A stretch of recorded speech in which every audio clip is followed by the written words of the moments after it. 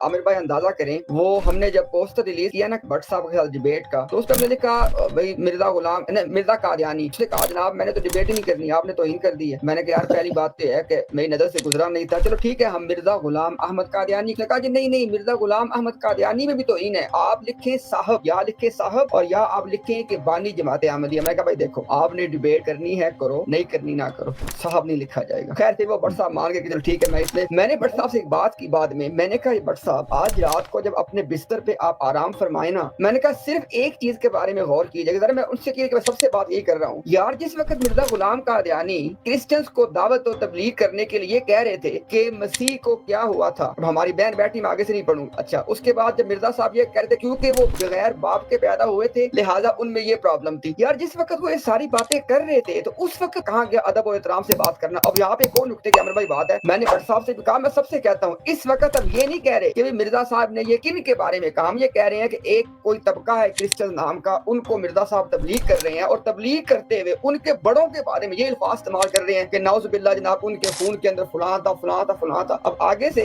वही बात है कि बजाय इसके कि गौर करते कहते हैं कि इन सारी बातों का मेरे पास कुरान से जवाब है। मैंने कहा भट्ट साहब वो कुरान वाला जवाब मुझे ना दीजिएगा, मुझे थोड़ी सी उम्र आपकी भी रह गई है, हम सब ने वापस जाना है, तो आप ना वो ना जो आपका कुरानी जवाब है वो आप अल्लाह के सामने रख। जब अल्लाह आपसे पूछेंगे ना कि हाँ जी ये तुम्हारे नबी ने ये बातें की, आगे अल्लाह तेरे कुरान के मुताबिक सारी बातें, तो आमिर भाई समझ नहीं आती है यार कि या तो वाकयातन ये किसी के आर्ग्यूमेंट को समझते नहीं या समझना चाहते नहीं है।